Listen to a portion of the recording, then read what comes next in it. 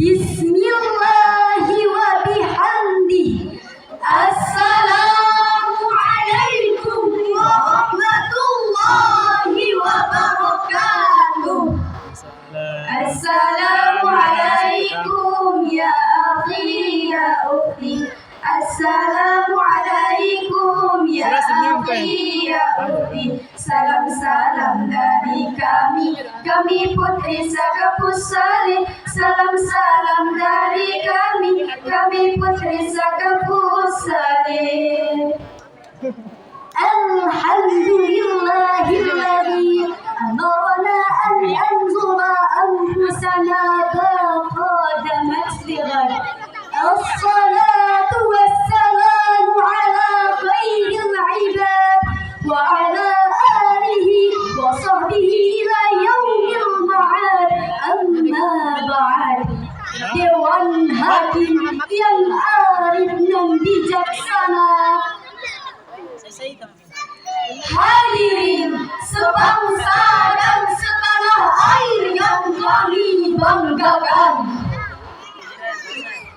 Ibnu Bashar dalam bukunya yang berjudul Menjadi Bijak dan Bijaksana jilid 2 menjelaskan bahwa pemuda yang tangguh ialah pemuda yang sanggup membeli barang mewah, namun juga tahu mana keinginan dan mana kebutuhan. Pemuda yang mampu berbicara formal jika bertemu orang berpendidikan, namun juga mampu berbicara santai dengan orang jalanan. Pemuda yang tahu aturan makan di restoran mewah, namun juga tak canggung makan di warung kaki lima. Pemuda seperti inilah hadirin, pemuda yang disegani dan disenangi banyak orang. Di negara yang penuh tantangan ini hadirin, perlulah kita memperhatikan pemuda kita agar mampu menjadi pemuda yang tangguh dan siap untuk menjadi tonggak berjayanya negara kita.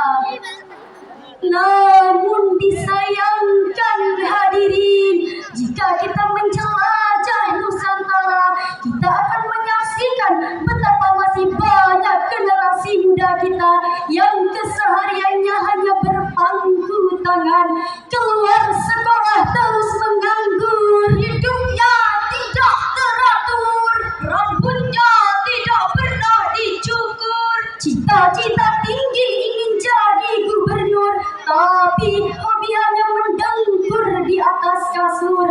Akhirnya bukan menjadi gubernur, tapi malah menjadi penganggur yang hidupnya hancur tersungkur, dari dunia sampai alam kubur. Betul hadirin?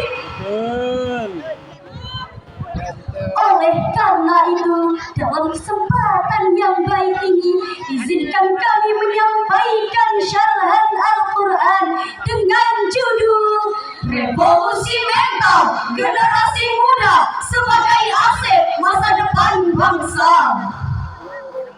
Dengan landasan Al-Quran Surah Maryam ayat 59.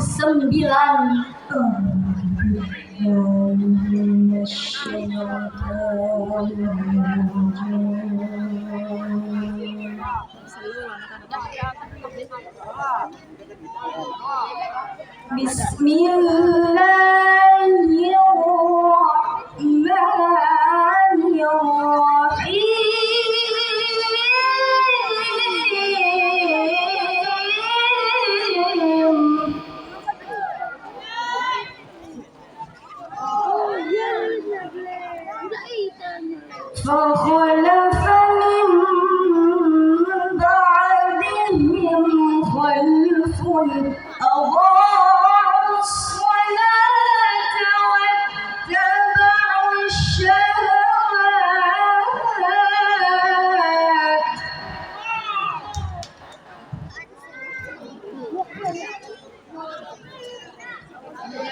واتبعوا الشهوات فسوف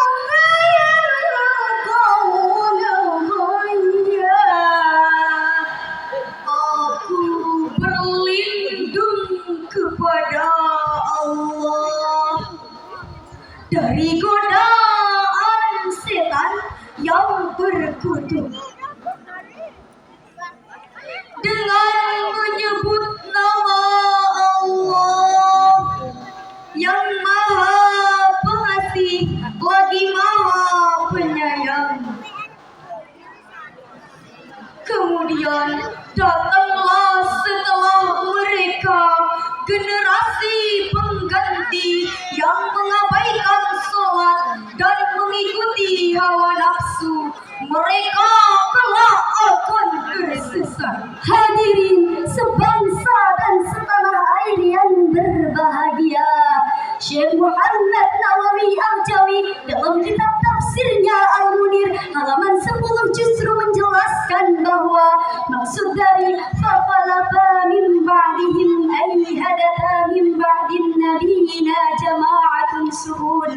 Terdapat golongan-golongan yang buruk setelah masa para nabi. Syekh Ahmad Mustafa Al-Marwi dalam kitab tafsirnya Al-Marwi menjelaskan bahwa maksud dari wattaba'u syahawat ialah orang-orang yang meninggalkan sholat yang telah diwajibkan dan lebih-lebih mengabaikan sholat daripada taat kepada Allah.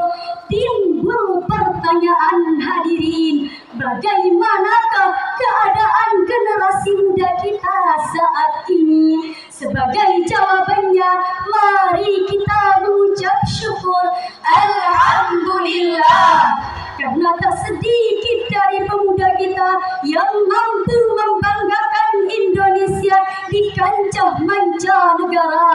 Dimulai dari Olimpiade Sains Internasional, kejuaraan bulu tangkis Piala Thomas, keberhasilan timnas sepak bola menjuarai Piala AFF U16. Bahkan Indonesia disebut macan di kancah MTQ internasional. Sebagaimana dalam syair lagu yang telah kami ubah liriknya. Generasi tangguh itulah harapan bangsa, generasi berakhlak mulia sayang pada sesama. Indonesia butuh pemuda takwa, jujur rendah hatinya, agar bangsa kita jaya, bangsa kita jaya. Inilah hadirin yang menjadikan bukti bahwa Indonesia mampu bersaing dengan bangsa-bangsa di dunia, selaras dengan syair lagu berikut ini. Wahai para kaula muda, perbaikilah akhlak kita untuk kebaikan bersama, menjadi insan yang semakin jaya. Namun disayangkan hadirin, kita tidak mungkin menutup mata bahwa saat ini masih banyak generasi muda kita yang lebih suka jika TikTokan dibandingkan rajin membaca Al-Quran, lebih senang jika pandai bergoyang dibandingkan taat bersembahyang, bahkan lebih bangga jika berpakaian rok mini, berbaju you can see ala artis-artis masa kini, dibandingkan berpakaian syar'i dan islami. Mana Putri? Pantas jika saat ini masih banyak anak perawan hamil duluan, sudah 3 bulan tidak ketahuan, tak tahu kepada siapa meminta pertanggungjawaban, karena tak tahu benih siapa yang bersemayam dalam kandungan, melamun dalam kesendirian, tentang rayuan dan bisikan setan, hingga ia berlari ke jembatan, nyemplung ke dasar lautan, dan tewas dalam keadaan mengenaskan. Lantas hadirin, bagaimana cara kita menyikapi persoalan tersebut? Sebagai jawabannya, mari kita dengarkan firman Allah dalam Al-Quran surat Al-Furqan ayat 74. Perhiasan karakter. والذين يقولون ربنا هب لنا من أزواجنا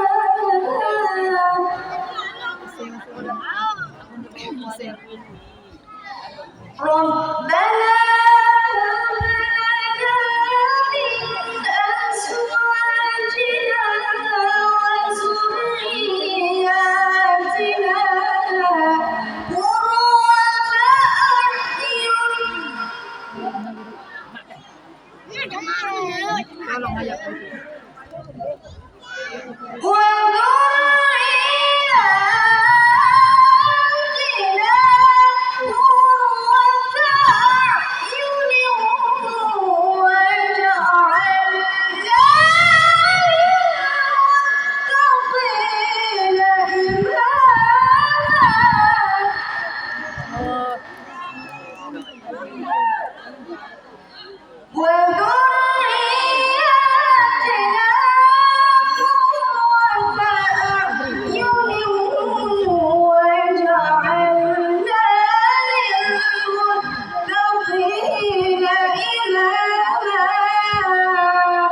Kan dia nak tilawah patna. Kena bau pindah. Sadaqallahul azim. Dan orang-orang yang berkata, wahai Tuhan kami, anugerahkanlah kepada kami penyejuk mata dari pasangan dan keturunan kami, serta jadikanlah kami sebagai pemimpin bagi orang-orang yang bertakwa. Maha benar Allah dengan segala firman-Nya.